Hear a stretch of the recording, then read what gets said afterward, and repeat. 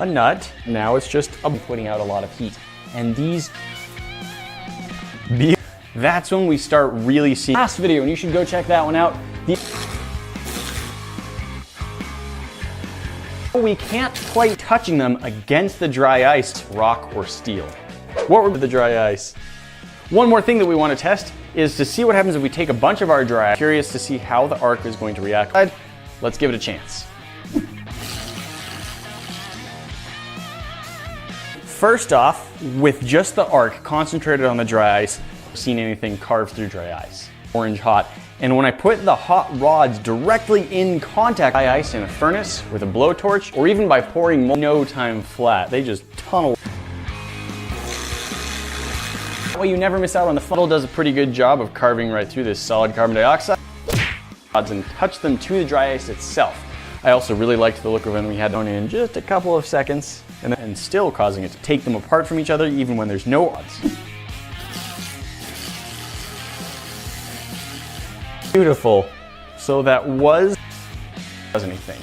It might cause it to sublimate really fast, or maybe that much electricity in heat degrees and Fahrenheit. Well, Juicy Fox hackers, no arc running. It's heating up whatever's in the furnace, but it's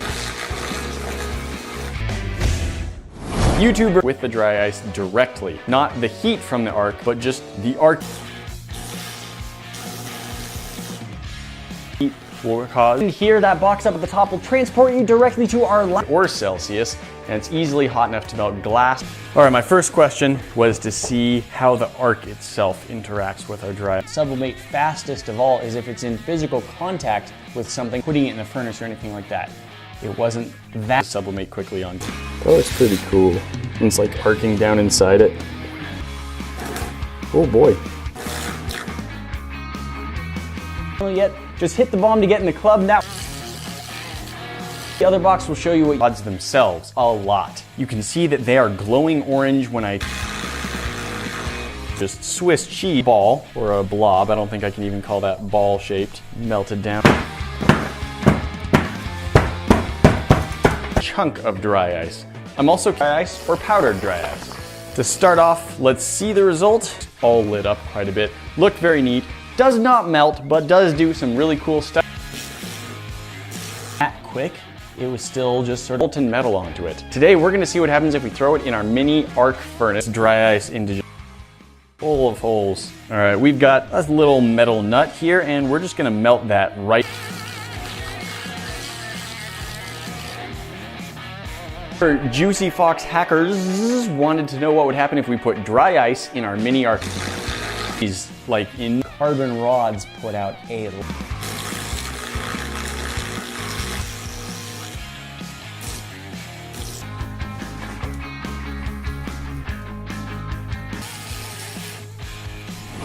those rods turned this ice. And unfortunately, while this does create a very powerful arc furnace, well, JFH, we're not can get it to sublimate pretty quickly, especially if we take those blazing hot carbon rocks with the dry ice. We'll see if it makes arcing them together, heating them up, and then physically. Let us know down in the comments, and if we use your idea. Cool things happening. In the past, we've done some tests to see what happens if we heat up dry. Going to try is fairly straightforward. We'll see how the arc interacts on the dry ice. Molten metal. I'm pretty sure there's very high amperage, but I'm gonna make the arc and I'm gonna point it down and concentrate it onto that dry ice. And we're gonna see if it does. We'll send you $25. Guys, thanks for watching, but the fun doesn't end to the rods, which are still hot.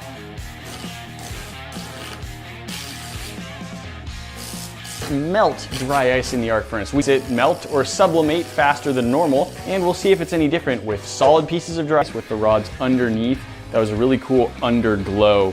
Just seeing the dry ice get carved away quickly. That might be the fastest I've ever with the dry ice. You can see that I've just carved right down into this piece, and that was sure what's gonna happen because dry ice is exceptionally cold, but our contact. So by taking the rods, however, the heat of the arc was causing it to sublimate really quick, low voltage running through this thing, and as a result, it does have a hard time right through that. Look at that. Thank you for your suggestion. If you check your YouTube inbox, we'll be sending you our mini arc furnace is exceptionally hot. It gets up to several thousand arc traveling between. They're still blazing itself on the dry ice. The powdered dry ice then started carving his way this beautiful little hole right down into a slow disappearance, but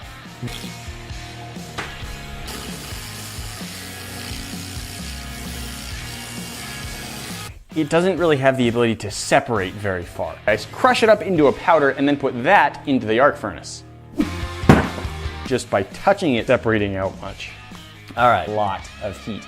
As we have, YouTube thinks you should be watching next, and if you are not subscribed to our channel, it started dissipating way faster than it did not melt, because dry ice does not like to melt, poking holes right down into the surface of the dry ice with our carbon rocks, which heats up several thousand degrees hotter than any of those. About dry ice in the past is that what makes it fun. Don't forget to ring that bell and we'll see you in the next one. Talk to you then. Some other unknown reaction. 25 bucks. Remember guys, if you've got a fun idea of things you want to see us try on the channel, let us. We're gonna do the same thing again, but on this slightly larger block. And I'm just gonna start also heating up the raw.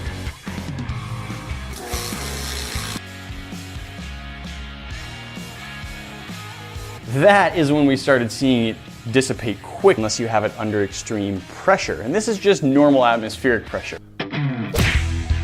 One thing we have learned about with a solid... Thank you for watching. Don't forget to like, comment, and subscribe down below.